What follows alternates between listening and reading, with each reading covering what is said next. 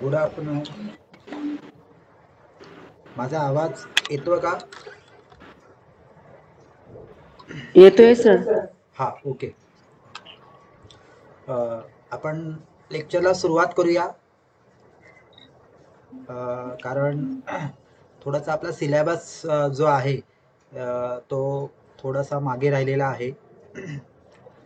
मला सेकंड इयरला थोडंसं प्रॅक्टिकल वर्क हे असल्यामुळे रिसर्चच्या संदर्भातलं थोडंसं फर्स्ट इयरला जो मला सब्जेक्ट दिलेला आहे त्या सब्जेक्टचे लेक्चर जे आहे ते मला थोडंसं रविवारी घेता येत नाही. त्याच्यामुळे मी शनिवारी किंवा इतर दिवशी साधारण दुपारनंतर जो काही वेळ मिळेल त्या वेळेमध्ये माझा विषय जो आहे त्या माझ्या विषयाच्या तासिका ज्या आहेत त्या मी घेणार आहे. ओके. समावेशी शिक्षणाच्या संदर्भामध्ये पहिला जो घटक आहे ज्याला आपण इन्क्लुझिव्ह एज्युकेशन म्हणतो त्या इन्क्लुझिव्ह एज्युकेशनच्या संदर्भातला जे ऐतिहासिक पार्श्वभूमी आहे आणि समावेशी शिक्षणाच्या संदर्भामध्ये जी सद्यस्थिती आहे ती आपण पहिल्या घटकामध्ये बघितलेली आहे. आता आपण जो दुसरा घटक आहे त्या दुसऱ्या घटकाकडे आपण जाणार आहोत.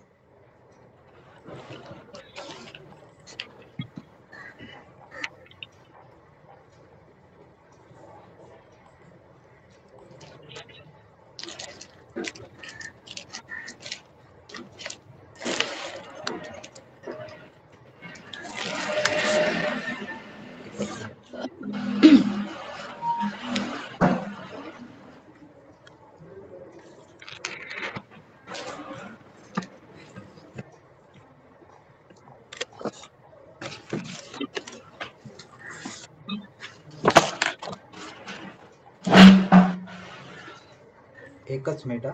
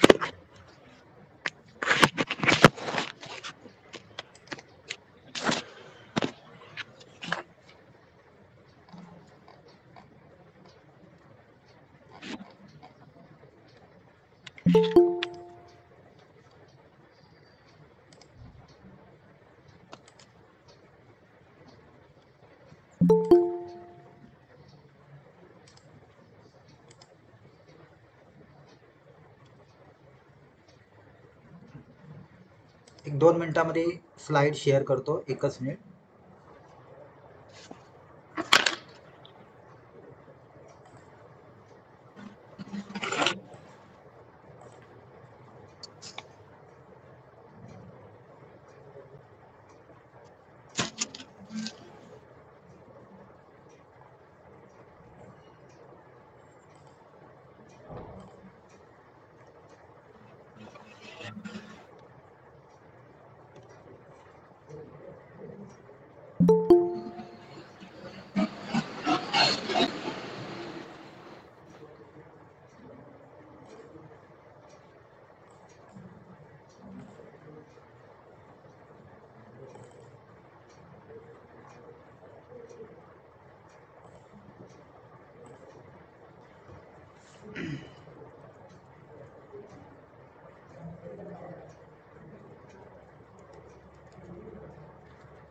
सगळ्यांना दिसतंय का? हो. दिसतंय ना? हा, ओके. आपला घटक दुसरा जो आहे विशेष गरजा असणाऱ्या विद्यार्थ्यांसाठी समावेशित शिक्षण असा दुसऱ्या घटकाचं नाव आहे. घटकाच्या नावावरून तुम्हाला समजलेलं असेल की या दुसऱ्या घटकामध्ये जे विशेष गरजा म्हणजे ज्याला स्पेशल नीड्स म्हणतो आपण, की ज्या विद्यार्थ्यांना आपल्याला काही सोयी किंवा सुविधा ह्या शाळेतर्फे किंवा शिक्षकांतर्फे ह्या द्याव्या लागतात. तर अशी जी विद्यार्थी आहेत, अशी जी बालकं आहेत, अशा बालकांचा अभ्यास किंवा अशी बालकं जी आहेत, ह्या बालकांची गुणवैशिष्ट्ये कोणती आहेत, ती आपण या पूर्ण घटकामध्ये बघणार आहोत. त्याच्यामुळे हा घटक अतिशय महत्त्वाचा आहे. कारण ही जी संकल्पना आहे समावेशित शिक्षण, म्हणजे सर्वसामान्य विद्यार्थ्यांबरोबर विशेष गरजा असणाऱ्या विद्यार्थ्यांसाठी शिक्षकांनी काय करायचं आहे, अध्यापन करायचं आहे. त्याचबरोबर त्यांना त्यांचा शैक्षणिक विकास होण्यासाठी त्यांना शैक्षणिक सुविधा ज्या आहेत त्या सुविधा या द्यायच्या आहेत. आता पहिल्या प्रथम आपण जाणून घेऊया की ही विशेष गरजा असणारे जे विद्यार्थी आहेत त्यांची जी कॅटेगरी आहेत किंवा त्याचं आपण म्हणूया की त्याचं बायफर्फिकेशन जे आहे त्याचं ज्याला म्हणतो की वेगवेगळे भाग जे आहेत ना ते आपण पहिल्यांदा बघूया की कोणकोणती बालकं आहेत.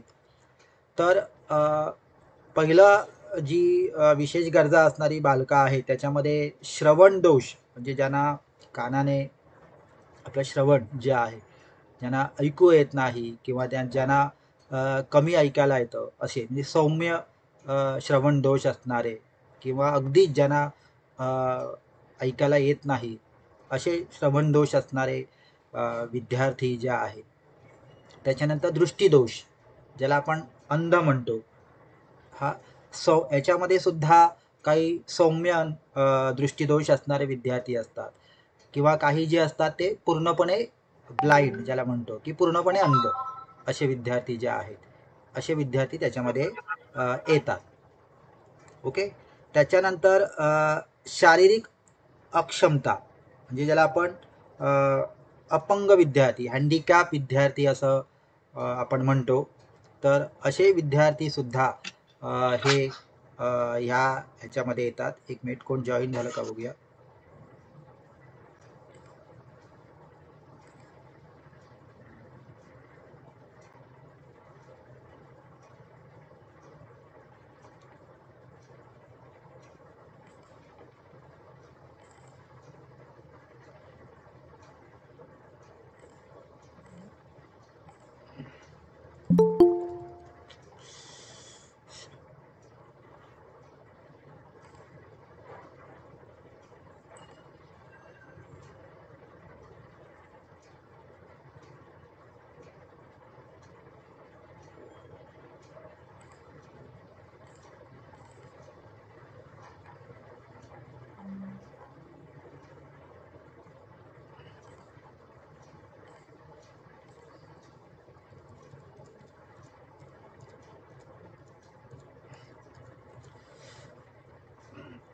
तर कर्णबधिर आहेत, त्याच्यानंतर दृष्टीदोष असणारे जे आहेत, त्याच्यानंतर शारीरिक अक्षमता किंवा अस्थिव्यंग आपण म्हणतो किंवा अपंग म्हणतो किंवा आपण त्याला हँडिकॅप स्टुडंट्स म्हणतो. त्याच्यानंतर बौद्धिक विभिन्नता म्हणजे ज्याला आपण म्हणतो की ज्याला आपण असं मानसिकरित्या ज्याला म्हणतो की मानसिक अपंगत्व जे आहेत असे जे विद्यार्थी आहेत त्याच्यामध्ये मतिमंद विद्यार्थी येतात, प्रज्ञावान विद्यार्थी येतात, सर्जनशील विद्यार्थी येतात. त्याच्यानंतर अध्ययन अक्षम असं म्हणतो किंवा आपण त्याला इंग्लिशमध्ये लर्निंग डिसॲबिलिटी असं म्हणतो. मग त्याच्यामध्ये वाचन क्षमतेमध्ये अक्षम असणारे विद्यार्थी ज्याला आपण डिस्लेक्सिया म्हणतो. त्याच्यानंतर लेखन क्षमतेमध्ये अक्षम असणारे विद्यार्थी ज्याला रायटिंग ज्यांना जमत नाही असे. त्याच्यानंतर गणितीय अक्षमता म्हणजे ज्याला आपण म्हणतो की डिस्कॅल्क्युलिया असं म्हणतो की ज्यांना गणितीय ज्या काही कृती आहेत त्या करता येत नाही असे गणितीय अक्षमता असणारे विद्यार्थी, लेखनामध्ये अक्षम असणारे विद्यार्थी आणि वाचनामध्ये अक्षम असणारे विद्यार्थी त्यांना आपण अध्ययन अक्षम विद्यार्थी किंवा लर्निंग डिसॲबिलिटी स्टुडंट्स असं आपण म्हणतो. त्याच्यानंतर स्वमग्न, ज्याला आपण ऑटिझम म्हणतो, हा हे सुद्धा विशेष गरजा असणारे बालकं आहेत की त्याच्यामध्ये येतात, ज्याला आपण ऑटिझम म्हणतो. की हे विद्यार्थी जे आहेत ते बौद्धिकदृष्ट्या प्रगल्भ असले किंवा ज्याला आपण म्हणतो की हुशार असले तरीसुद्धा स्वमग्न म्हणजे समाजापासून किंवा लोकांपासून ते अगदी अलिप्त राहतात, एकांगी अ, जीवन जगण्याचा ते प्रयत्न करतात, असे स्वमग्न विद्यार्थी. त्याच्यानंतर पुढची जी कॅटेगरी आहे ती म्हणजे सामाजिक, आर्थिक, सांस्कृतिक आणि भावनिक असणारे विद्यार्थी आणि वंचित घटकातील जे विद्यार्थी आहेत तर त्यांचा समावेश आहे. तर त्यांच्यामध्ये कोण येतात तर अनुसूचित जाती, जमाती, भटक्या विमुक्त जाती हे त्याच्यामध्ये येतात. अल्पसंख्याक म्हणजे ज्याला आपण मायनॉरिटी म्हणतो, आपण काही मायनॉरिटी स्टुडंट्स जे आहेत, हा अल्पसंख्याक ज्यांची संख्या कमी आहे असे अल्पसंख्याक.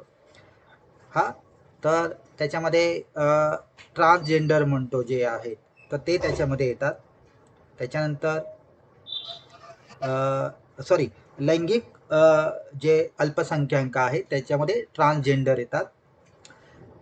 हे जे आहे ते सामाजिक, आर्थिक, सांस्कृतिक आणि भावनिक असणारे विद्यार्थी जे आहेत किंवा वंचित घटकातील जे विद्यार्थी आहेत तर त्यांचं समावेशन होतं.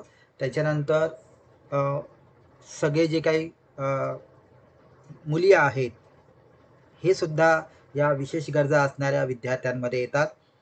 त्याच्यानंतर भावनिक विभिन्नता ज्याला म्हणतो किंवा भावनिक अस्थिर असं आपण म्हणूया, असे जे विद्यार्थी आहेत त्याच्यामध्ये आक्रमक विद्यार्थी आहेत, कायम चिंतातूर असणारे विद्यार्थी आहेत, त्याला आपण एन्झायटी म्हणतो. त्याच्यानंतर चंचल विद्यार्थी येतात, ज्याला हायपर ॲक्टिव्हिटी स्टुडंट्स असं म्हणतो, असे हायपर ॲक्टिव्हिटी. त्याच्यानंतर काही विद्यार्थी जे आहेत त्यांच्याकडे फोबिया म्हणजे भीती ही असते, असे जे विद्यार्थी आहेत हे सुद्धा या भावनिक अस्थिर विद्यार्थ्यांमध्ये येतात.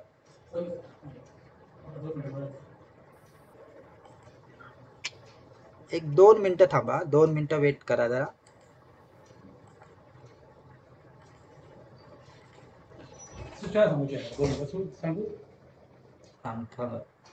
लेक्चर माझं नाही आणि पवार मॅडमचं नाही आणि असाइनमेंट दोन कंटिन्यू राहा मग वेळ नाही. एक मिनिट, सर बांबाडेकर सर आहे ते तुम्हाला काही सूचना सांगणार आहेत, त्यामुळे थोडंसं एक 5 मिनिटासाठी मी ब्रेक घेतो. सर तुम्हाला सूचना सांगतील. ओके.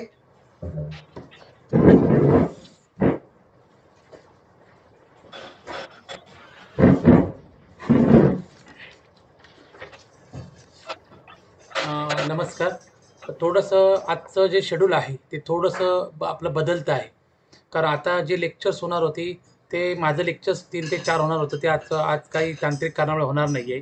कारण विद्यापीठाची अचानकच तातडीची मीटिंग आहे आणि त्या विद्यापीठाच्या मीटिंगमध्ये ती मीटिंग 5:30ला संपणार आहे. त्यामुळे माझं लेक्चर आजचं जे होणार नाही आहे ते रद्द होणार आहे, ते मी उद्या घेणार आहे. त्याचबरोबर मेघा पवार मॅडम ज्या आहेत त्यांचंही लेक्चर्स काही तांत्रिक गोष्टीमुळे होणार नाही आहे, ते पण जरा बाहेर असल्यामुळे ते नेटवर्कमध्ये नाही आहेत. त्यामुळे आमची दोघांची लेक्चर होणार नाही. हे सरांचं लेक्चर जे आहे ते एकच तुमचं लेक्चर होईल आणि मी स्वतः रेडकर सरांना फोन करतो आहे. त्याने जर तुमचं लेक्चर्स घेतलं तर ते कदाचित संध्याकाळी लेक्चर आपल्या सोयीप्रमाणे घेतील. त्याचबरोबर ग्रंथालयाचे ज्या मॅडम आहेत ग्रंथपाल, त्या पण तुमच्याबरोबर बोललेल्या आहेत वर्गामध्ये. त्या स्वतःच्या सोयीनुसार सोमवार ते शुक्रवार या वेळेमध्ये लेक्चर्स घेतील आणि तुमचे लेक्चर्स कंप्लीट होतील. तुम्हाला माहीत असेल की विद्यापीठाचं एक परिपत्रक तुम्हाला मी पाठवलेलं आहे. विद्यापीठाच्या परीक्षा या 14 मेपासून सुरू होणार होत्या, परंतु सध्या जे चित्र आपण बघतोय प्राथमिक माध्यमिकचं एन-ई-पीचं 30 तारीखपर्यंत शाळा वगैरे सुरू करण्याचं जे धोरण विद्यापीठाने ठेवलेलं आहे, त्या अनुषंगाने तुमच्या परीक्षा आहेत त्याही पुढे गेलेल्या आहेत. म्हणजे 27 मेपासून परीक्षा आपल्या सुरू होत आहेत. 27 मेपासून सुरू होत आहेत, म्हणजे आपली कधी असेल हे वेळापत्रक आल्याशिवाय आपल्याला बोलता येणार नाही. तर त्या दृष्टिकोनातूनही आपल्याला नियोजन करावं लागेल. त्यानंतर राहिला विषय स्वाध्याय संदर्भामध्ये. स्वाध्यायाचं कामसुद्धा तुमचं प्रगतीपथावर असणार आहे. जास्तीत जास्त तुम्हाला या महिन्याच्या एंडिंगपर्यंत किंबहुना त्याही अगोदर झाले असतील तर त्या अगोदर तुम्ही स्वाध्याय लिहून अपलोड व्यवस्थित करायचे, घाई न करता. एकदम व्यवस्थित स्वच्छ हस्ताक्षरात लिहून उत्तर चांगलं लिहून चांगले स्वाध्याय त्या साईटवर जाऊन तुम्ही अपलोड करायचे आहेत. तर तेही तुम्ही काम करायचं आहे. जेवढं काम लवकर होईल तेवढं बरं. विद्यापीठाने तारीख दिली होती 17 एप्रिल तारीख तुमची डॅशबोर्डवर दिसते, तुम्हाला दिसत होती त्या पोर्टलवरती. त्याच्यानंतर ती तारीख विद्यापीठाने काढून टाकलेली आहे. कारण आम्ही विद्यापीठाला मेल केले की ह्या स्थितीमध्ये शिक्षकांचे स्वाध्याय कंप्लीट होऊ शकत नाही. त्या दृष्टिकोनातून विद्यापीठाने ती डेट काढून टाकली. परंतु डेट अद्याप जरी दिली नसली तरीसुद्धा स्वाध्याय हे तुमचे ह्या एंडिंगपर्यंत या 30 मार्चपूर्वी कंप्लीट होतील अशी अपेक्षा ठेवूया. बऱ्याच जणांचे अपलोड झालेले आहेत, साईडवर दिसत आहेत. काही जण म्हणजे जेवढे एक झाला एक अपलोड केला, 2 झाले 2 अपलोड, दिवसाला एक केला अपलोड तरी ते होतात. ते तुमचं एक काम पूर्ण होणं गरजेचं आहे. दुसरी महत्त्वाची गोष्ट, उद्याच्या लेक्चर्सला आम्ही तुम्हाला सांगू की नेमकं विद्यापीठाचं जे काही धोरण आहे ते कशा प्रकारचं राहणार आहे मार्च आणि एप्रिल या 2 महिन्यामध्ये. तर त्या दृष्टिकोनातून काही शंका आहे ते तुमच्याशी मी प्रत्यक्ष बोलून उद्या सांगणार आहे. केंद्र समन्वयक नात्याने तुम्हाला काही शंका असेल तर पटकन विचारा, म्हणजे तुमची मीटिंग सुरू होण्या अगोदर तुमच्या शंका निरसन मी करून जाईल. काही शंका आहेत? सर ती गाळांतर तुम्ही दिलेली आहेत ती तशीच उतरवायची आहेत ना? हां, एका काळांतरामध्ये बरोबर म्हणजे एका काळांतरामध्ये गोंधळ असा झाला होता. तर मी माझी काळांतर काढली होती. ॲक्च्युअली त्या काळांतरामध्ये हो एक हो हो, मग त्याच्यामध्ये एक 9 नंबरचं ते काळांतर होतं. तेच बहुदेश विचार प्रक्रियेचे घटक, हो हो ठीक. ओघवतेपणा असं पुस्तकामध्ये आलेलं आहे. हा अगदी बरोबर आहे. माझ्या शंकेचं निरसन झालं नाही. चालेल. बऱ्याच विद्यार्थ्यांनी मला प्रत्यक्ष फोन केला, की सर ते उत्तर सर्जनशीलता असं तुम्ही सांगितलं, पण ते सर्जनशीलता नाही आहे, तर ते ओघवतेपणा आहे. ॲक्च्युअली मग माझ्या निदर्शन असं आलं, की मी हा विषय इतकी वर्ष शिकवला, माझं समाधान होत नव्हतं. पण मी विद्यापीठाला फोन लावला, विद्यापीठाशी कॉन्टॅक्ट केलं, की बाबा हा ह्या प्रश्नाचं म्हणजे जो काही ओघवतेपणा हे उत्तर कसं काय येऊ शकतं? म्हणजे तो टॉपिक मला माहिती होता. बहुदिश विचार प्रक्रिया हा जो घटक आहे, लेटरल थिंकिंग हा घटक मी 10 वर्ष शिकवतोय. परंतु या पुस्तकामध्ये नेमकं असं का छापलं गेलं? या संदर्भात त्या शंकाचं निरसन मी विद्यापीठाकडनं केलं. त्याची उत्तरं त्यांना नीट सांगता आली नाही. त्यामुळे मग मॅडम म्हणाले, की "सर आता तो पुस्तकात छापला गेलेला आहे. त्यामुळे तो ओघवतेपणा राहू दे." मग ते ॲक्च्युअली तो लेटरल थिंकिंगचा भाग आहे. तर तो उत्तर ओघवतेपणा आहे. तर ते सगळ्यांनी ते ओघवतेपणा लिहा. मग मी खात्री केलेली आहे माझ्या 10ही काळांतरांची. हा ठीक आहे सर. म्हणजे माझ्याकडनं जे सर्जनशीलता झालं होतं ना, ते पुस्तकात छापल्यामुळे आपल्याला त्याचा ओघवतेपणा हेच घ्यावं लागणार आहे. हा चालेल सर. ओके, हा एक भाग आणि झाला. अजून बाकी काय? आणि हां. बाकीची सर बाकीच्या ह्याची बाकीच्या बाकीच्या विषयाची कालांतरं तुम्हाला ज्या प्राध्यापकाने पाठवलेली आहेत, ती उत्तरं तुमची करेक्ट उत्तरं आहेत. खात्री समजा करा. एखाद्याला वाटलं, की ओके नाही चालेल. एखाद्याला वाटलं, की नाही मला हे उत्तर थोडंसं डाऊट वाटू असू शकतं. कारण काही विद्यार्थी स्वतः स्टडी पण करतात. म्हणजे असं पण नाही आणि उलट चांगली गोष्ट आहे. आपण प्राध्यापकाने पाठवलेली ऑब्जेक्टिव्ह आपणही चेक करायची आहे. कारण परीक्षेला तुम्ही बसणार. प्राध्यापक परीक्षेला बसणार नाही ओके किंवा आम्ही बसणार नाही. त्यामुळे ती चांगली गोष्ट आहे. तुम्हाला असं जाणवलं, की नाही हे उत्तर नाहीये, हे उत्तर असू शकतं. तर तुम्ही संबंधित विषय शिक्षकाशी डायरेक्ट फोनवर बोलू शकता किंवा तुमच्या शंकेचं निरसन करू शकता किंवा ग्रुपवर टाकलं तरी पण चालेल. म्हणजे सगळ्यांना त्याचा फायदा होईल. ठीक आहे सर. हां, आणि एक दुसरी महत्त्वाची गोष्ट, ऑब्जेक्टिव्हचं काम आम्ही केलेलं आहे. राहिले प्रश्न 2 प्रश्न तुम्हाला लिहायचे आहेत. ग्रंथालयाचा पेपर जो आहे तो 15 मार्कच्या असाइनमेंटचा आहे. त्यामुळे त्याचा काही इश्यू नाही आहे. बाकी 4 पेपर आहेत. त्याचे ऑब्जेक्टिव्ह तुम्हाला समावेशकचे धावडे सरांनी टाकलेले आहेत. मेघा पवार मॅडमने समाजशास्त्र टाकलेले आहेत. रेडकर सरांनी व्यवस्थापनाने टाकलेले आहेत. मी मानसशास्त्र टाकलेले आहेत. त्यामुळे 4ही विषय तुमचे क्लिअर झालेले आहेत. ठीक आहे सर. त्यामुळे तुम्ही लिहायला घ्या, व्यवस्थित स्वाध्याय व्यवस्थित लिहा. म्हणजे त्याच्यात चुका होऊ नये, जास्तीत जास्त मार्क तुम्हाला मिळावेत, हा त्यामागचा उद्देश आहे. ठीक आहे? ठीक आहे सर.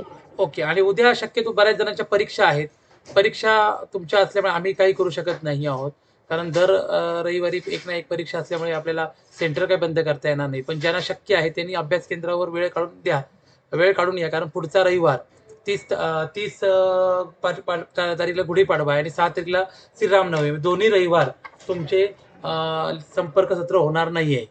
त्यामुळे डायरेक्ट आपण आता भेटणार आहोत ते फिजिकली 13 एप्रिलला भेटणार आहोत. ठीक आहे?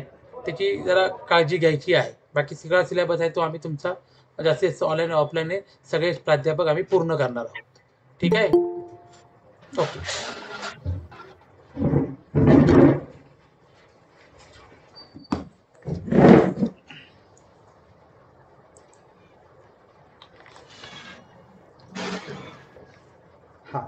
आपण आपल्या विषयाकडे जाऊया.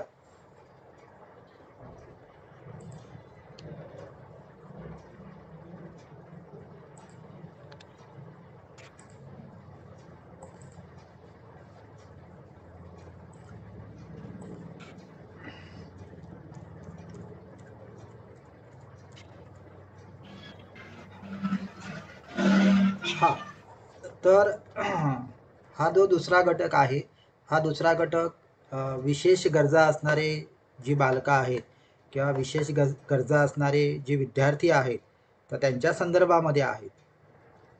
तर अशी विशेष गरजा असणारी बालकं कोणकोणती आहेत, ती या पूर्ण घटकामध्ये तुम्हाला दिलेली आहेत. आता अगदी सुरुवातीपासून म्हणजे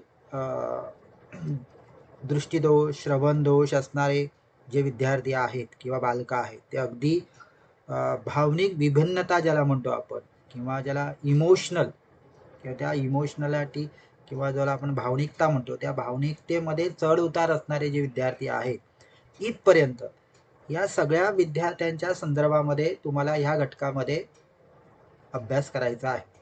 आता लक्षात घ्या, हा अभ्यास कसा करायचा आहे, तर पहिलं आधी ही बालकं कशी ओळखायची, म्हणजे दृष्टिदोष असणारा जो विद्यार्थी आहे, श्रवण दोष असणारा विद्यार्थी आहे, हे थोडंसं तुम्हाला शारीरिक गुणवैशिष्ट्यांवरून दिसून येतं.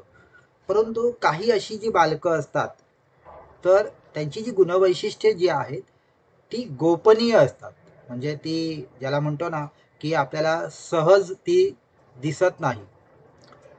तर त्यासाठी संवेदनशीलता हा जो गुणधर्म आहे किंवा हा जो गुण जो आहे, हा शिक्षकांजवळ असला पाहिजे. आणि या सगळ्या बालकांच्या संदर्भातली जी गुणवैशिष्ट्ये असतात आहेत किंवा त्यांच्या स्वभाव वैशिष्ट्ये जी असतात, ती प्रत्येक शिक्षकांना माहिती असली पाहिजे. मग ते शिक्षक जे आहेत ते अशा विद्यार्थ्यांना, अशा बालकांना ते ओळखू शकतात.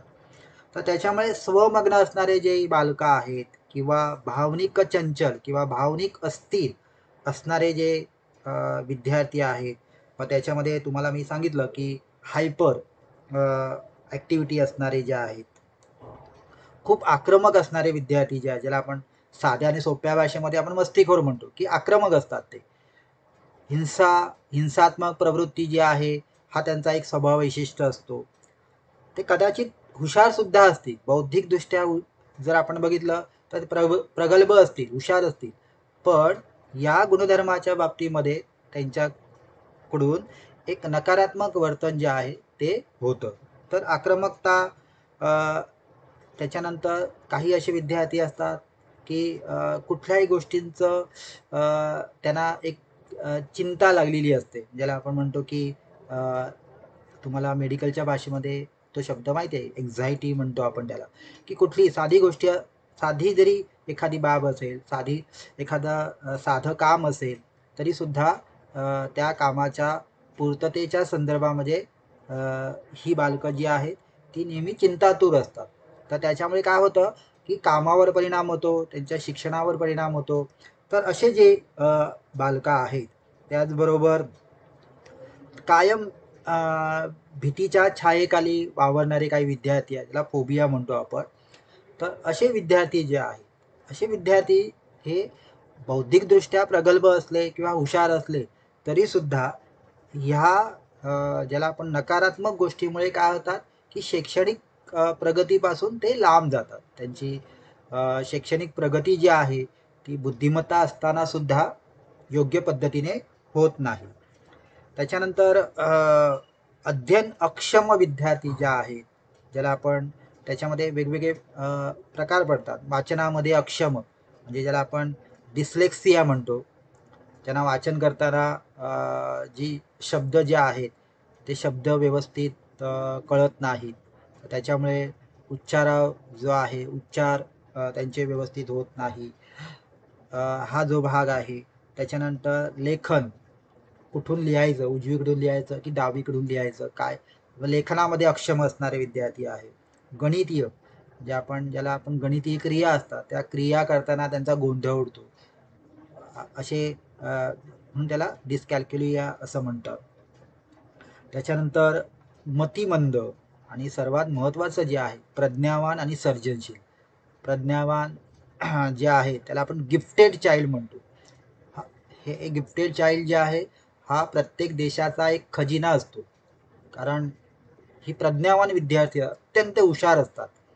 देशाच्या प्रगतीमध्ये, देशाच्या जडणघडणीमध्ये अशा विद्यार्थ्यांची गरज जी आहे ती गरज लागते.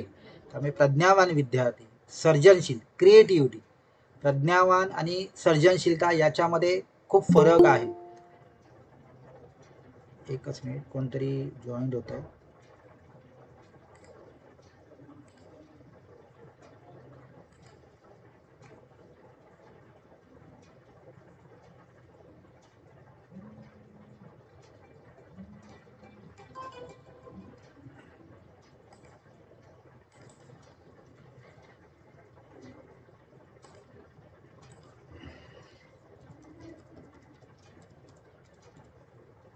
तर असे जे विद्यार्थी आहेत, तर आता ह्या तुम्हाला अभ्यास करताना एक काळजी घ्यायची आहे की तुम्हाला या सगळ्या बालकांची, या सगळ्या विद्यार्थ्यांची जी गुणवैशिष्ट्ये आहेत ती तुम्हाला व्यवस्थित वाचावी लागेल. अतिशय सोपी आहेत. साधारणपणे तुम्ही शिक्षक या नात्याने वर्गामध्ये, तुमच्या शाळेमध्ये कमी अधिक प्रमाणामध्ये अशा विद्यार्थ्यांची तुम्हाला ओळख झालेली असेल. काही प्रमाणामध्ये असे विद्यार्थी जे आहेत, असे विद्यार्थी तुमच्या हाताखालूनही गेले असतील. त्याच्यामुळे त्यांची जी स्वभाव वैशिष्ट्ये आहेत ना, ही तुम्हाला माहिती असणार आहेत. तर त्याच्यामुळे अशा बालकांची जी स्वभाव वैशिष्ट्ये आहेत तर ती व्यवस्थित तुम्हाला वाचावी लागतील. त्याच्यानंतर तुम्हाला दुसरा पाठ जो होतो की अशा विद्यार्थ्यांना किंवा अशा बालकांना तुम्हाला समावेशन करायचं आहे, इन्क्लुजन करायचं आहे. म्हणजे त्यांना शैक्षणिक प्रवाहामध्ये सामान्य विद्यार्थ्यांबरोबर त्यांना एकत्र करून घ्यायचं आहे. मग त्याच्यामध्ये शिक्षकाची भूमिका काय असणार आहे आणि शाळेची भूमिका काय असणार. मग शिक्षकांनी नेमकं काय केलं पाहिजे.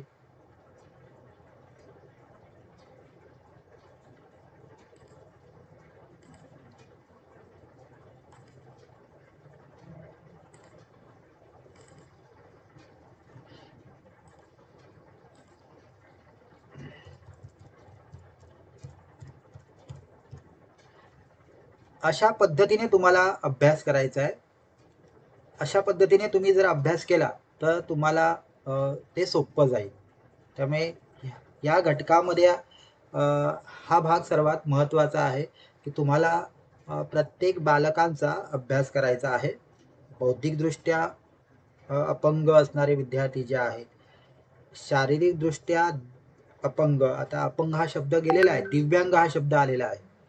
त्यामुळे बौद्धिकदृष्ट्या दिव्यांग असतील, शारीरिकदृष्ट्या दिव्यांग असतील, सामाजिकदृष्ट्या काही दिव्यांग असतील, अशा सगळ्या विद्यार्थ्यांच्या स्वभावाचा किंवा त्यांची जी स्वभाव वैशिष्ट्ये असतात, जी शारीरिक वैशिष्ट्ये असतात, ही तुम्हाला जाणून घ्यायची आहेत. ती तुम्हाला पुस्तकात दिलेली आहे आणि त्या गुणवैशिष्ट्यांवरून तुम्हाला ती बालकं जी आहे ती बालकं तुम्हाला ओळखायची आहे. आणि ती ओळखल्यानंतर अशा बालकांना, अशा विद्यार्थ्यांना तुम्हाला तुमच्या सामान्य विद्यार्थ्यांबरोबर एकत्र करायचं आहे. सामान्य विद्यार्थ्यांबरोबर शालेय किंवा शैक्षणिक प्रवाहामध्ये त्यांना आणायचं आहे. मग त्या दृष्टीने तुम्हाला काय करायचं आहे, वेगवेगळे प्रयत्न करायचे आहेत. मग भौतिक सुविधा असतील, म्हणजे शाळेच्या भौतिक सुविधा ज्या आहेत ते शाळेने त्याच्यामध्ये काही बदल करायचा आहे. शिक्षकांनी आपल्या अध्यापन पद्धतीमध्ये काही बदल करायचा आहे. हां, पालकांनी जे आहे, पालकांचं समुपदेशन हे शिक्षकांनी केलं पाहिजे. पालकांची सुद्धा काही जबाबदारी आहे. तर त्या पालकांना त्यांची जबाबदारी जी आहे ती शिक्षकांनी जाणीव करून द्यायची आहे. आणि अशा बालकांना आपल्या सामान्य विद्यार्थ्यांबरोबर काय करायचं आहे, एकत्र करून घ्यायचं आहे. ज्या वेळेला आपण अशा विद्यार्थ्यांना, अशा बालकांना सामान्य विद्यार्थ्यांबरोबर एकत्र करू, त्याच वेळेला आपण ज्याला म्हणतो की समावेशन शिक्षण जे आहे किंवा समावेशित शिक्षण, सामान्य विद्यार्थ्यांबरोबर विशेष गरजा असणाऱ्या बालकांना शिक्षण देणं, ही संकल्पना जी आहे ही संकल्पना खऱ्या अर्थाने आपण रुजू शकू किंवा या संकल्पनेप्रमाणे आपण सगळ्या विद्यार्थ्यांना आपण शिक्षण देऊ शकू. कारण शिक्षणाचं सार्वत्रिकरण आहे. 6 ते 14 वयोगटातील कोणत्याही विद्यार्थ्याला आपण शिक्षणापासून लांब ठेवू शकत नाही. तर त्याच्यामुळे सामान्य विद्यार्थ्यांना आपल्याला शिकवता येतं, पण असे जे विद्यार्थी जे आहेत विशेष गरजा, ज्याला आपण दुसरा शब्द असा आहे अपवादात्मक बालकं जे आहे, अशांना जर शिकवायचं असेल, अशांना सामान्य विद्यार्थ्यांबरोबर एकत्र करायचं असेल, तर त्यांना एक वेगळ्या पद्धतीने आपण हँडल केलं पाहिजे, शिकवलं पाहिजे. आपण जे काही सुविधा देतो त्या सुविधांप्रमाणे त्या विद्यार्थ्यांना पुरवल्या पाहिजे. त्या विद्यार्थ्यांपर्यंत त्या सुविधा ज्या आहेत त्या जाणं हे तितकं महत्त्वाचं आहे. ओके, तर अशा सगळ्या बालकांचा अभ्यास तुम्हाला या दुसऱ्या घटकामध्ये करायचा आहे.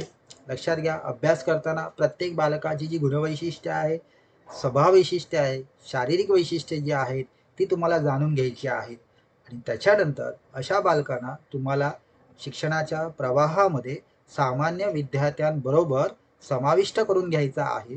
मग त्यासाठी नेमकं शिक्षकाची भूमिका काय असणार आहे, शाळेची भूमिका काय असणार आहे आणि समाजाची किंवा पालकांची भूमिका काय असणार आहे, ह्या अँगलने तुम्हाला हा जो घटक जो आहे हा घटक तुम्हाला बघायचा आहे. इथपर्यंत कळालं का?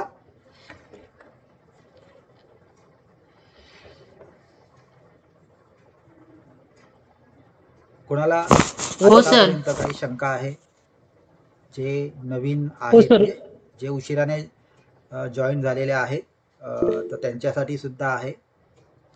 तर तुमच्या पुस्तकामध्ये तुमचं जे पाठ्यपुस्तक आहे त्या पाठ्यपुस्तकामध्ये म्हणजे तुमचं जे सब्जेक्टचं पुस्तक आहे, ज्याला आपण स्टडी मटेरियल म्हणूया, त्या स्टडी मटेरियलमध्ये दिलेलं आहे श्रवण दोष असणारे विद्यार्थी, दृष्टीदोष असणारे विद्यार्थी, त्याच्यानंतर शारीरिक म्हणजे दिव्यांग असणारे विद्यार्थी जे आहेत, हे त्यांची गुणवैशिष्ट्ये ही दिलेली आहेत.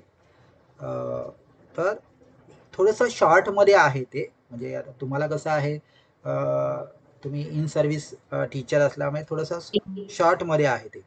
तुम्हाला जर डिटेल जर तुम्हाला या बालकांचा अभ्यास करायचा असेल, कारण एक असं आहे की मी नेहमी ज्या वेळेला रिसर्चच्या संदर्भामध्ये बोलतो, तर त्यावेळेला मी नेहमी एक माझं आव्हान असतं की या अशा विद्यार्थ्यांच्या संदर्भामध्ये एखादा संशोधन केलं तर फार फायदेशीर आहे.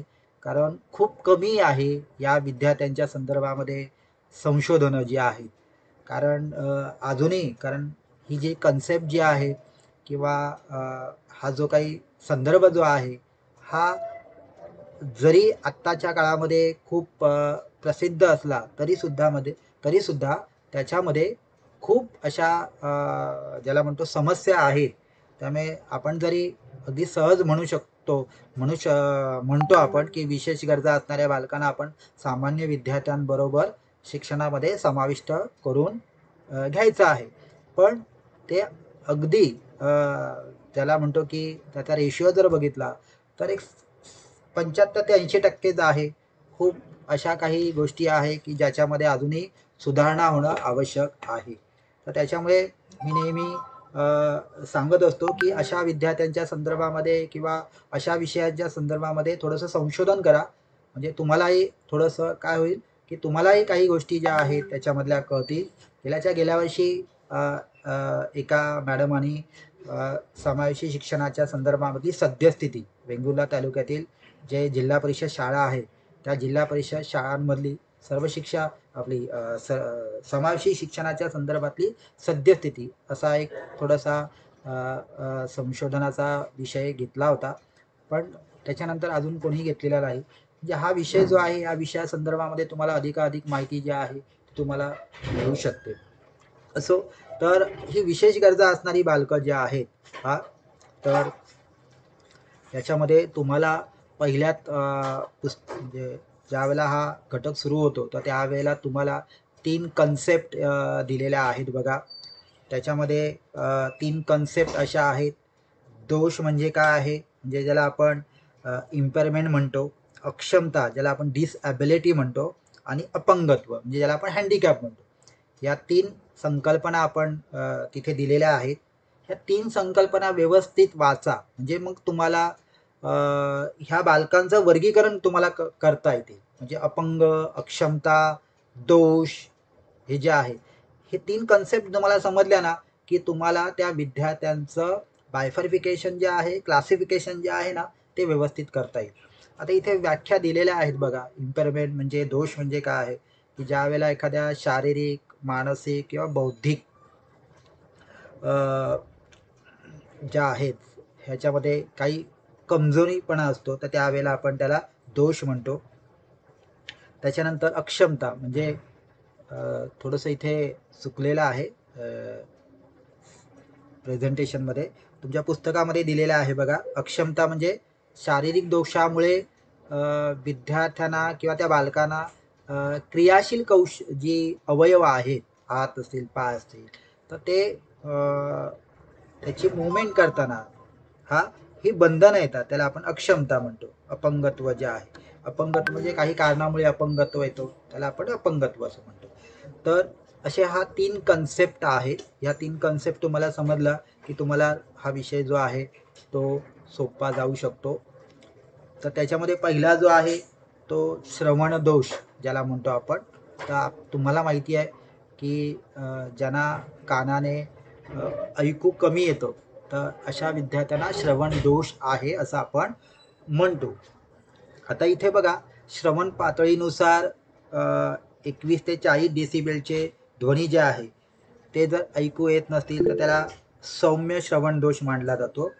41 ते 55 डेसिबलचे ध्वनी जे आहे ऐकू येत नसतील तर तो मध्यम श्रवण दोष मानला जातो. आणि 56 ते 70 डेसिबलचा आवाज जो आहे तो ऐकू येत नसेल तर त्याला अति तीव्र श्रवण दोष असा मानला जातो. डेसिबल हे जे आहे हा आवाजाचं ज्याला म्हणतो की एकक आहे. तर आता हे श्रवण दोष आहे, ह्या श्रवण दोषामुळे परिणाम काय होतो बघा महत्वाचा, की तुम्हाला माहिती आहे की आपण कानाने शब्द ऐकतो आणि नंतर मग उच्चारतो ते, बरोबर आहे. त्याच्यामुळे बहुसंख्य जे श्रवण दोष असणारे विद्यार्थी जे आहेत ते त्यांचा वाचा जी आहे किंवा त्यांचा शब्द विस्तार जो आहे हा होत नाही, आणि त्याच्यामुळे मग काय होतं की ते गप्प राहतात, ते मूक नसतात. पण श्रवण दोषामुळे ज्याला म्हणतो की शब्दसंपत्तीमध्ये वाढ होत नाही, आणि त्याच्यामुळे शब्दसंपत्तीमध्ये वाढ न झाल्यामुळे त्यांना ते बोलता येत नाही. तर असे जे विद्यार्थी आहेत, अशा विद्यार्थ्यांच्या संदर्भामध्ये असे विद्यार्थी जर आपल्या सर्वसामान्य शाळेमध्ये आले तर शिक्षकांनी नेमकं काय केलं पाहिजे हे तुम्हाला दिलेलं आहे. महत्त्वाचे फक्त मुद्दे तुम्हाला मी ह्या लेक्चरच्या माध्यमातून सांगतो. की पहिल्यांदा जे श्रवण दोष असणारे विद्यार्थी आहेत बघा, तर त्यांची शब्दसंपत्ती जी आहे ती फार कमी असते. कारण त्यांना ऐकू येत नसल्यामुळे त्यांना ते उच्चार जे आहे, शब्दांचे उच्चार जे आहे ते व्यवस्थित कळत नाही. त्याच्यामुळे मग थोडासा ज्याला म्हणतो की बोबडेपणा येतो, उच्चार व्यवस्थित त्यांच्या मुखातून येत नाही. तर अशा विद्यार्थ्यांना आधी पहिलं महत्त्वाचं जे आहे, एकच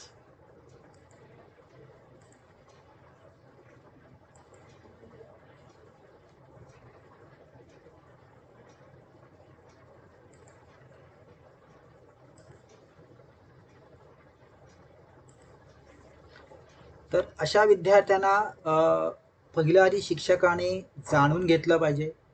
त्याच्यानंतर त्यांना त्यांचा जो श्रवण दोष आहे तो सौम्य प्रकारचा आहे किंवा मध्यम स्वरूपाचा आहे किंवा अतितीव्र स्वरूपाचा आहे, हे पहिलं शिक्षकाने जाणून घेतलं पाहिजे. हे फार महत्त्वाचं आहे.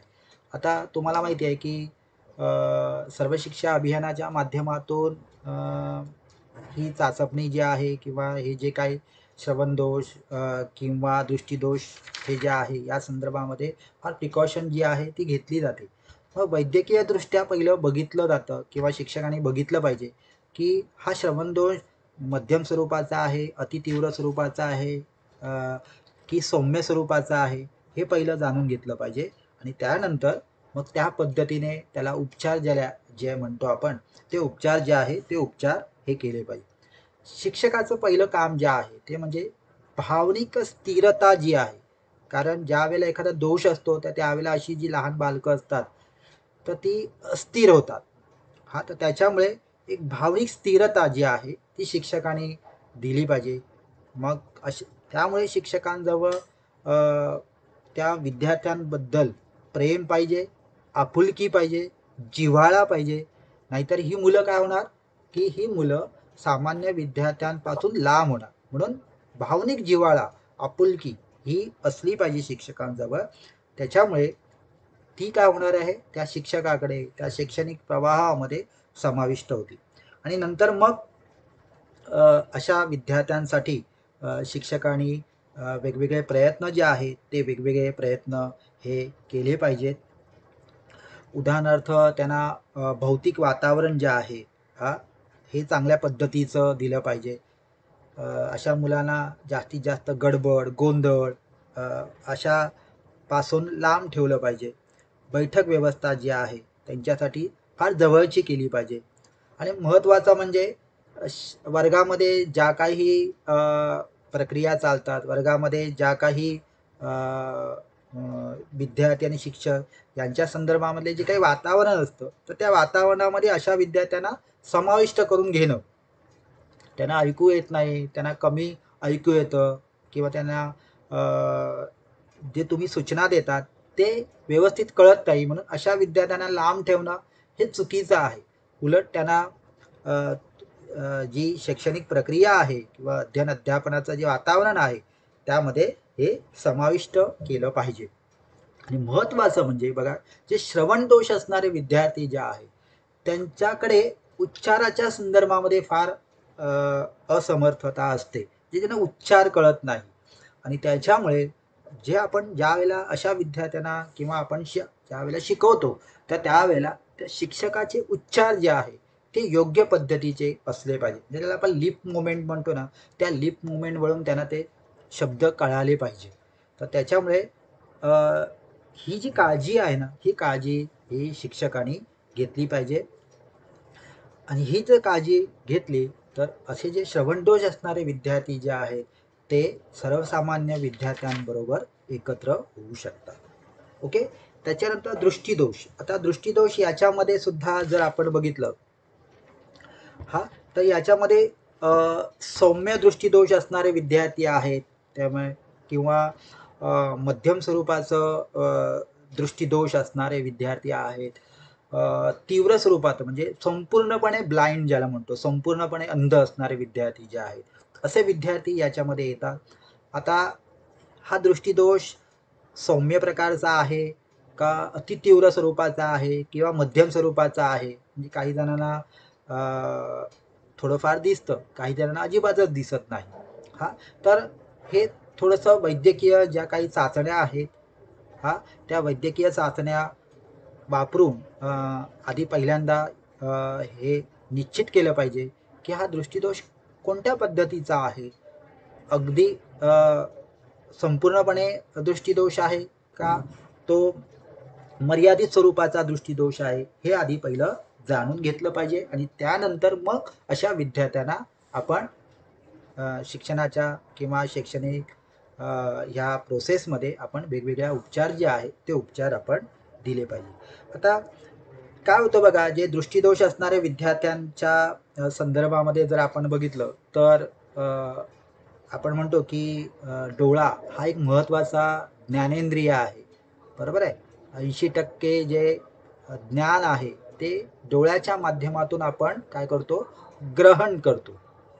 मग हा दृष्टीदोष असल्यामुळे काय होतं की आकार असेल, रंग असेल किंवा ज्याला आपण दृश्य संवेदना म्हणतो ना आपण, त्या दृश्य संवेदनामध्ये हे विद्यार्थी मागे राहतात. आणि त्याच्यामुळे मग काय होतं की त्यांना वस्तूंचं जे काही समर्पकता जी असते, एखाद्या वस्तूचा पोत असतो, लांबी रुंदी असते, ही पटकन कळत नाही.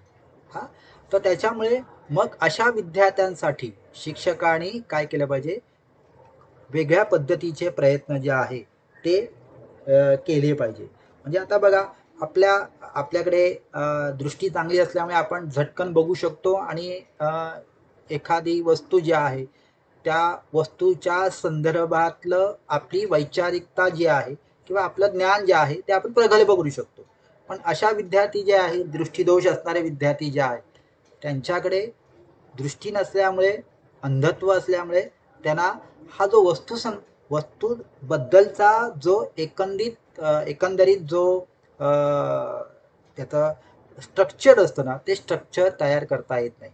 आणि त्याच्यामुळे शिक्षकांनी अशा विद्यार्थ्यांच्या संदर्भामध्ये योग्य ती काळजी जी आहे ती काळजी ही घेतली पाहिजे. आता आपल्याला माहिती आहे की आता ब्रेल अशा विद्यार्थ्यांसाठी जे पूर्णतः अंध असतात, तर त्यांच्यासाठी ब्रेल लिपी आलेली आहेत. वेगवेगळ्या विषयांची पुस्तकं ही ब्रेल लिपीतून आलेली आहेत. आता ह्यांची जी काही एक थोडासा ज्याला आपण म्हणतो की त्यांचा वेग असतो, म्हणजे ज्याला आपण म्हणतो की आपण एखादा घटक शिकवतो पण तो समजून घेणं, हा त्याचं आकलन करणं, या जो वेग असतो ना, हा वेग इतर विद्यार्थ्यांच्या मानाने थोडासा कमी असतो. पण एकदा ते प्रवाहात आले, एकदा त्यांना त्या वस्तूंच्या किंवा एकदा त्या विषयाच्या संदर्भामध्ये त्यांना ज्ञान अवगत झालं की हे विद्यार्थी जे आहे ते सामान्य विद्यार्थ्यांना सुद्धा मागे काढू शकतात. मग त्यासाठी शिक्षकांनी या विद्यार्थ्यांसाठी काही उपचार केले पाहिजेत. त्यांची काळजी जी आहे ती काळजी घेतली पाहिजे. पहिलं म्हणजे मगाशी मी सांगितलं की अशा विद्यार्थ्यांसाठी तुम्ही आपुलकी असली पाहिजे, जिव्हाळा असला पाहिजे, एक भावनिक वातावरण जे आहे ते वातावरण तुम्ही निर्माण केलं पाहिजे. आणि जे विषय तुम्ही शिकवता तो विषय टेप रेकॉर्डच्या माध्यमातून, ऑडिओच्या माध्यमातून हा हा त्यांना शिकवला पाहिजे. आणि इतर सामान्य विद्यार्थ्यांपेक्षा थोडासा कमी वेगाने त्यांना आपला जो विषय आहे तो विषय हा सावकाश सांगितला पाहिजे, तरच त्यांच्या ज्या काही संकल्पना ज्या आहेत ते संकल्पना या क्लिअर होऊ शकतात. त्याच्यानंतर शाळेने सुद्धा आपल्या भौतिक ज्या सुविधा आहेत किंवा ज्या काही आपण म्हणतो की वर्ग असतात, हा ज्या भौतिक सुव्यवस्था असते त्याच्यामध्ये सुद्धा काही प्रमाणामध्ये बदल केले पाहिजेत. म्हणजे ज्याला असं म्हणतो की वर्गखोल्या असतील, प्रयोगशाळा असतील, ग्रंथालय असतील, स्वच्छतागृहे, कार्यालय, हा यांच्यावर काही उंचवट्याच्या खुणा, म्हणजे ज्याला स्पर्श ज्ञानाने हे विद्यार्थी ओळखू शकतात की हा वर्ग कोणता आहे, ही प्रयोगशाळा आहे का, हे ग्रंथालय आहे. हा वर्गामध्ये किंवा शालेय आवारामध्ये योग्य तो प्रकाश असावा, जेणेकरून या विद्यार्थ्यांना चालणं आणि फिरणं जे आहे ते व्यवस्थित होऊ शकतं. हा, तर ही काळजी जी आहे ही काळजी शिक्षकांनी घेतली पाहिजे. अशा विद्यार्थ्यांसाठी मूल्यमापन पद्धती जी आहे ती शिक्षकांनी त्यांच्या गुणवैशिष्ट्यांवरून तयार केली पाहिजे आणि त्यांचं मूल्यमापन हे केलं पाहिजे. ओके, तर असे हे दृष्टीदोष आहे. त्याच्यानंतर शारीरिक अक्षमता, म्हणजे ज्याला आपण म्हणतो की काही व्याधींमुळे अपंगत्व आलेले आहेत, असे जे फिजिकली हँडिकॅप म्हणतो आपण त्याला, तर असे फिजिकली हँडिकॅप स्टुडंट जे आहेत, तर असे विद्यार्थी जे आहेत, हा आता काही जे विद्यार्थी असतात, काही वैद्यकीय काही इश्यू असतात, हा, तर त्याच्यामुळे हे विद्यार्थी जे आहेत हे विद्यार्थी हे शारीरिक अक्षम हे झालेले असतात.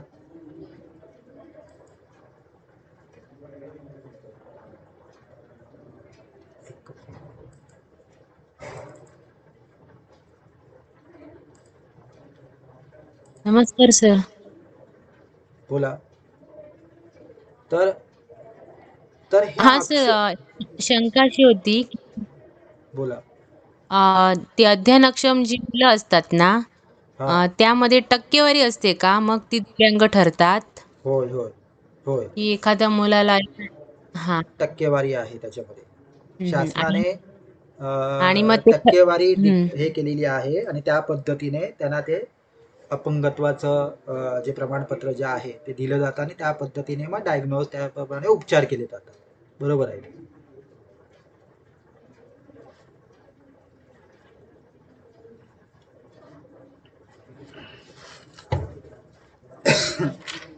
तर असे जे अपंग किंवा आपण त्यांना दिव्यांग असं म्हणूया, कारण अपंग हा शब्द आता सुधारित रचनेनुसार हा गेलेला आहे.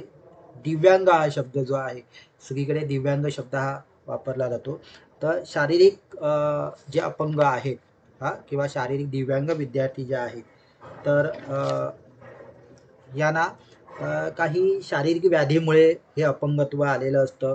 एखादा आजार असेल, एखादा अपघात असेल किंवा तुम्हाला माहिती आहे की पोलिओ सारखा हा संसर्ग जर झालेला असेल तर अशा विद्यार्थ्यांना अपंगत्व हे येतं. मेंदूच्या जडणघडणीमध्ये काही बिघाड झालेला असेल तर शारीरिक व्याधी जी आहे ती शारीरिक व्याधी निर्माण होते आणि मग असे काय विद्यार्थी जे आहेत ते शारीरिक अपंगत्व म्हणून जन्माला येतात. तर अशा विद्यार्थ्यांसाठी हे सुद्धा म्हणजे अशा विद्यार्थ्यांना शिक्षकांना हँडल करता आलं पाहिजे. त्यांना सर्वसामान्य विद्यार्थ्यांबरोबर समावेशन करता आलं पाहिजे. मग त्यासाठी थोडंसं त्यांच्यासाठी तुम्हाला माहिती आहे की अशा विद्यार्थ्यांना हालचाल करण्यावर फार मर्यादा येतात. मग त्याच्यामुळे अशा विद्यार्थ्यांचे वर्ग जे आहेत ते शक्यतो ज्याला म्हणतो अगदी प्रवेशद्वारापासून अगदी जवळ असावेत. त्यांना चढण्या उतरण्याचा जो काही त्रास आहे त्रास होता कामा नये. त्याच्यानंतर हे विद्यार्थी जे आहेत ते सामान्य विद्यार्थ्यांपेक्षा कधी-कधी हुशार असतात. फक्त शारीरिक हालचालीवर काही बंधनं आल्यामुळे ते ज्या पद्धतीने सर्वसामान्य विद्यार्थी ही हालचाल करतात किंवा सर्वसामान्य विद्यार्थी ज्या पद्धतीने मनसोक्तपणे हिंडतात तसे या विद्यार्थ्यांना हे करता येत नाही आणि त्याच्यामुळे थोडंसं न्यूनगंड जो आहे हा न्यूनगंड त्यांच्यामध्ये निर्माण होतो. त्याच्यामुळे मग शिक्षकांनी काय केलं पाहिजे की अशा विद्यार्थ्यांसाठी वेगळ्या उपचार जे आहेत ते वेगळे उपचार किंवा वर्गामध्ये अशा विद्यार्थ्यांना जास्तीत जास्त संधी देणं, सर्वसामान्य विद्यार्थ्यांबरोबर अशा विद्यार्थ्यांना सुद्धा समाविष्ट करून देणं. त्याच्यानंतर अशा विद्यार्थ्यांना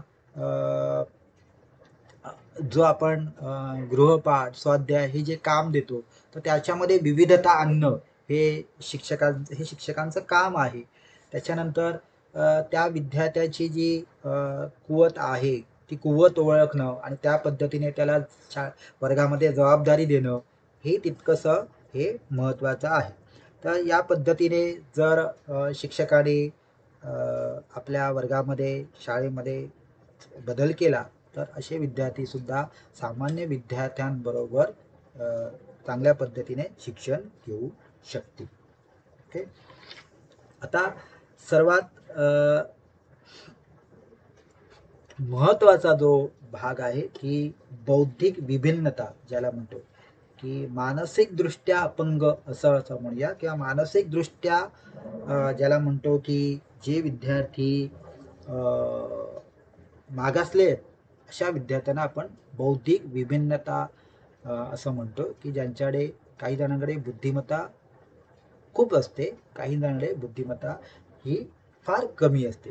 तर असे जे विद्यार्थी आहेत त्याच्यामध्ये जर आपण बघितलं तर पहिले जे विद्यार्थी येतात ते म्हणजे मतिमंद विद्यार्थी जे आहेत म्हणजे ज्यांच्याकडे बौद्धिक क्षमता ही नाही आहे असे मतिमंद विद्यार्थी.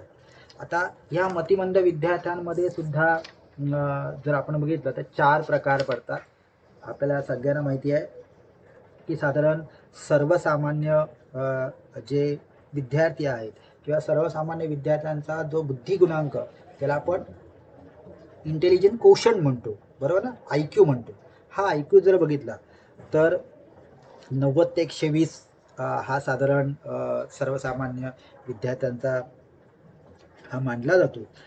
आता 120 पेक्षा जास्त असेल तर त्याला आपण प्रज्ञावान विद्यार्थी म्हणतो, आणि 90 पेक्षा जर खूप कमी असेल तर तो मग मतिमंद विद्यार्थी किंवा जडबुद्धी विद्यार्थी असं आपण म्हणतो. आता तुमच्या पुस्तकामध्ये दिलेलं आहे की ज्या विद्यार्थ्याला बोलता आपल्या आजूबाजूच्या परिस्थितीशी समायोजन करताना खूप अडथळे येतात, खूप त्रास होतो त्यांना, आणि ज्या बौद्धिक क्रिया आहेत त्या बौद्धिक क्रिया किंवा ज्या क्रियेमध्ये बुद्धिमत्ता लागते अशा क्रिया त्यांना करता येत नाही, अशांना आपण थोडंसं मतिमंद विद्यार्थी असं म्हणतो. आता त्याच्यामध्ये सुद्धा अति तीव्र मतिमंद असणारे विद्यार्थी, तीव्र मतिमंद असणारे विद्यार्थी, मध्यम मतिमंद असणारे विद्यार्थी आणि सौम्य मतिमंद असणारे विद्यार्थी हे या मतिमंद विद्यार्थ्यांमध्ये वर्गीकरण केलेलं आहे. आता अति तीव्र म्हणजे काय आहे की ज्यांचा बुद्ध्यांक हा 20 पेक्षा अतिशय कमी आहे, 20 पेक्षा कमी आहे. हा म्हणजे असे विद्यार्थी पूर्णपणे परावलंबी असतात. 20 पेक्षा त्यांचा बुद्धी गुणांक जो आहे, IQ जो आहे तो कमी असतो. तीव्र मतिमंद म्हणजे बुद्ध्यांक त्यांचा 20 ते 25 आहे. हा त्यांना म्हणजे कोणाच्या तरी ज्याला म्हणतो की मदतीची आवश्यकता असते, दुसऱ्यांच्या मदतीने ते आपले ज्याला आपली कामं जी आहेत, रोजची कामं जी आहेत ती करू शकतात. त्याच्यानंतर मध्यम मतिमंद ज्याला आहे 26 ते 50, त्यांची शालेय शिक्षणातली प्रगती फारशी नसते, पण साधारण इतरांच्या बरोबरीने ते आपली दैनंदिन कामं किंवा जी ज्याला म्हणतो बेसिक स्वरूपाची कामं ते करू शकतात. सौम्य मतिमंद म्हणजे 51 ते 70 IQ असलेले विद्यार्थी जे आहेत ते त्याच्यामध्ये येतात. खूप कष्ट करावं लागतं अशा विद्यार्थ्यांना व्यवहार ज्ञान शिकवण्यासाठी किंवा कुठलाही आपण शिकवतो तर ते शिकवण्यासाठी फार मेहनत त्यांना घ्यावी लागते. त्याच वेळेला असे विद्यार्थी जे आहेत, एकच मिनिट.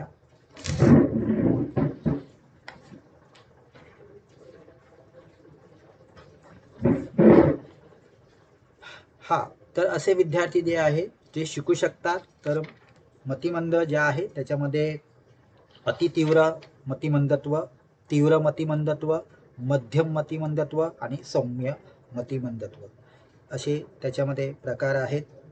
आता अशा विद्यार्थ्यांना, बौद्धिक अक्षम असणाऱ्या विद्यार्थ्यांना तुम्हाला जर शिकवायचं आहे तर पहिलं शिक्षकाचं जे काम आहे ते म्हणजे असे विद्यार्थी जे आहेत ते खूप अस्थिर असतात आणि त्याच्यामुळे त्यांना स्थिर करणं आणि त्यांना कुठल्याही पद्धतीने एकटेपणाची भावना त्यांच्यामध्ये निर्माण न होऊ देणं हे शिक्षकाचं फार महत्त्वाचं काम असतं.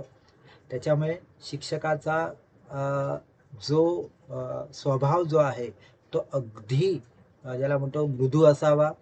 अगदी सावकाशपणे त्याने ह्या विद्यार्थ्यांशी समायोजन साधलं पाहिजे.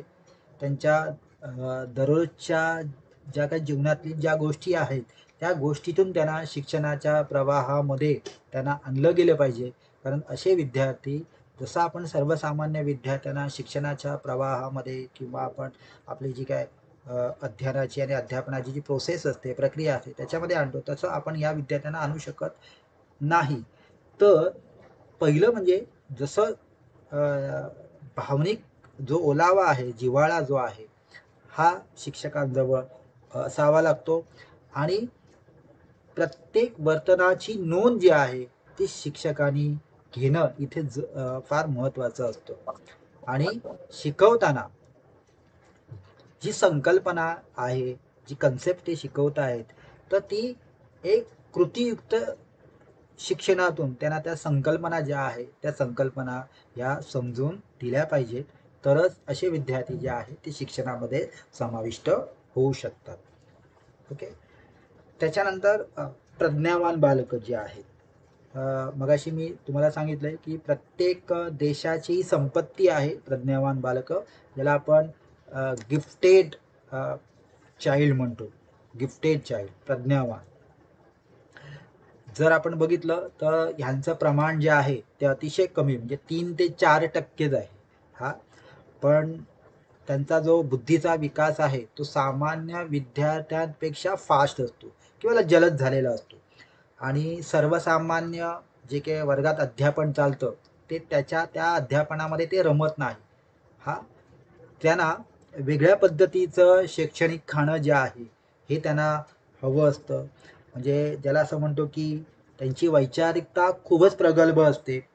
त्याच्यामुळे नवीन नवीन संशोधन करणं, त्याच्यानंतर वैचारिक पातळीवर एखाद्या विषयाचा शोध घेणं, हे त्यांची गुणवैशिष्ट्ये असतात.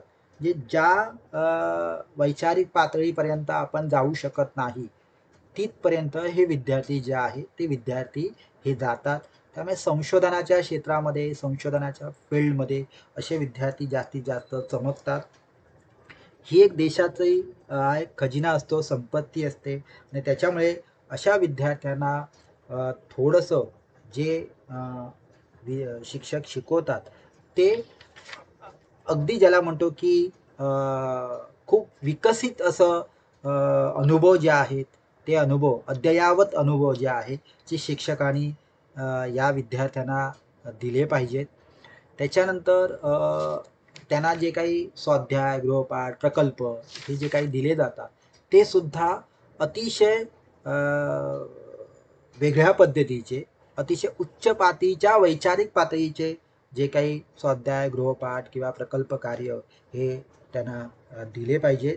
आणि महत्त्वाचं म्हणजे काय आहे की त्यांच्याकडे लीडरशिप हा एक गुण असतो.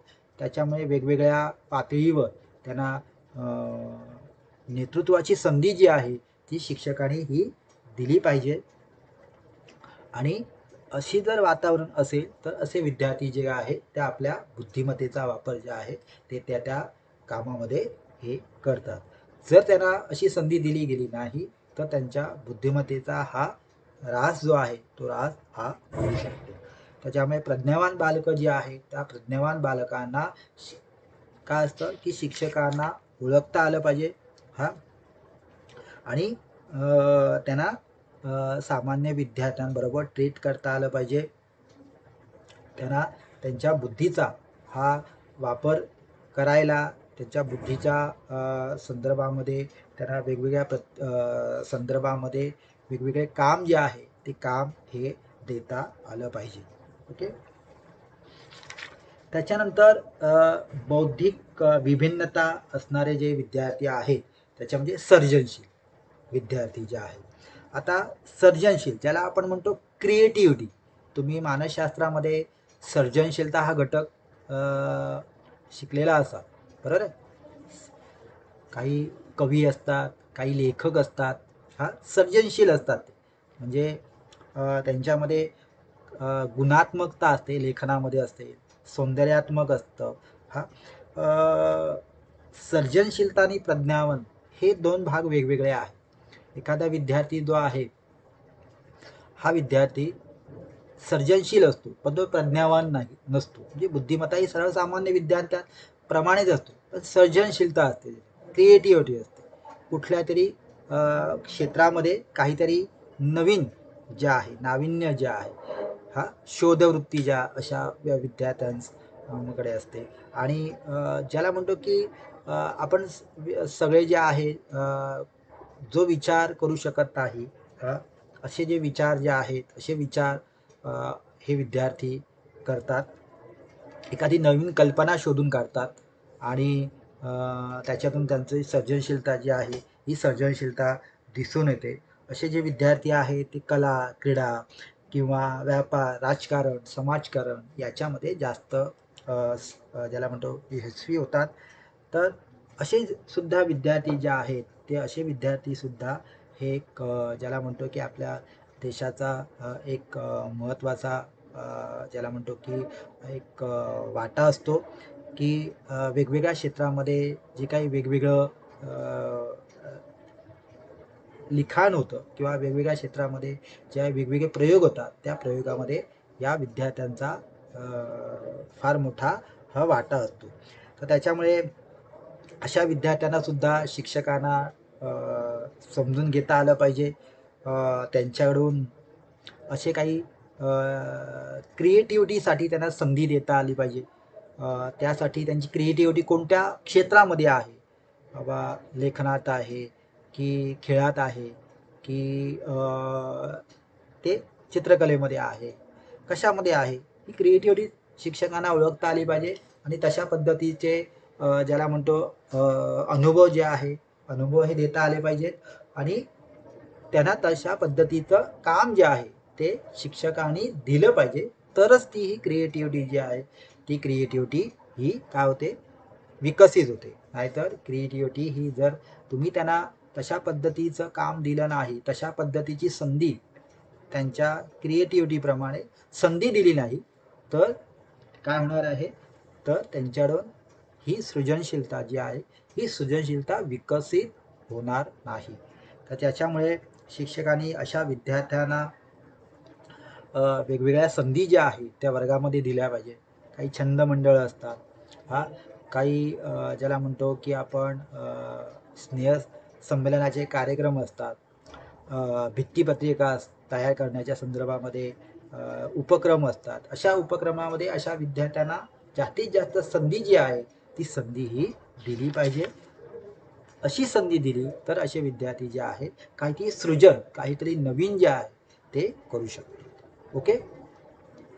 तर अशा पद्धतीने आपण आज हे विशेष गरजा असणारी बालकं, त्याच्यामध्ये श्रवणदोष, जे ज्यांना कानाने किंवा कर्ण बधिर म्हणतो आपण त्याला, ज्यांना कमी ऐकायला येतं किंवा काहीच ऐकायला येत नाही, असे श्रवण दोष असणारे विद्यार्थी किंवा कर्णबधिर असणारे विद्यार्थी, दृष्टीदोष असणारे विद्यार्थी, शारीरिक अक्षमता म्हणजे शारीरिक व्यंग आहेत किंवा आपण ज्याला म्हणतो की शारीरिकदृष्ट्या दिव्यांग विद्यार्थी जे आहेत ते आपण बघितले. आणि शेवटचा भाग जो बघितला तो म्हणजे बौद्धिक विभिन्नता, म्हणजे ज्यांच्याकडे मानसिकदृष्ट्या अपंगत्व आहे, म्हणजे मतिमंद विद्यार्थी, प्रज्ञावान विद्यार्थी आणि सर्जनशील विद्यार्थी, हे एवढे विशेष गरजा असणारी बालकं आपण या तासिकेला आपण बघितलेली आहे. आता उद्या आपला जो तास आहे त्याच्यामध्ये अध्ययन अक्षम, लर्निंग डिसॅबिलिटी स्टुडंट्स जे आहेत, त्याच्यानंतर स्वमग्न जे आहे त्याला आपण ऑटिझम म्हणतो, आणि सामाजिक आर्थिक सांस्कृतिकदृष्ट्या वंचित असलेले बालकं आहेत ती आपण बघणार आहोत. आणि त्याचबरोबर भावनिक विभिन्नता असणारी बालकं जी आहेत ती सुद्धा आपण पुढे नंतर आपण बघणार आहोत. ओके.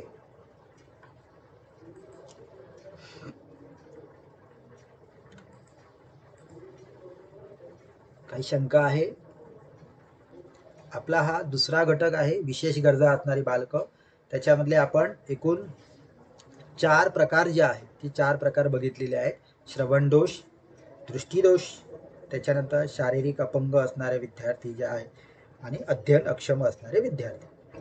तुम्ही याच पद्धतीने वाचलात तर तुम्हाला ह्या विद्यार्थ्यांची जी वैशिष्ट्य आहेत ती वैशिष्ट्य कळतील.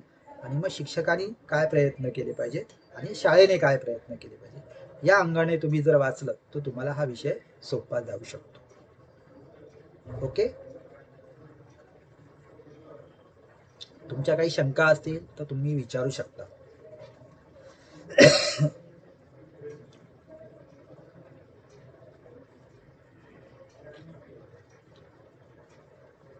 कोणाच्या काही शंका आहेत का शंकाच नाही आहेत?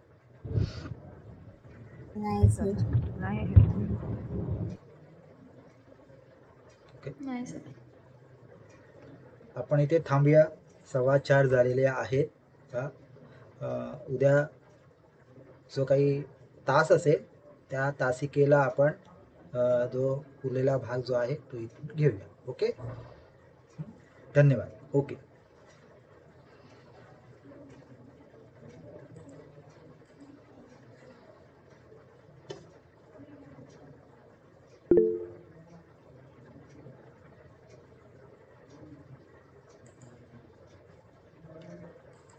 हा, केरकर मॅडम काय विचारायचं आहे?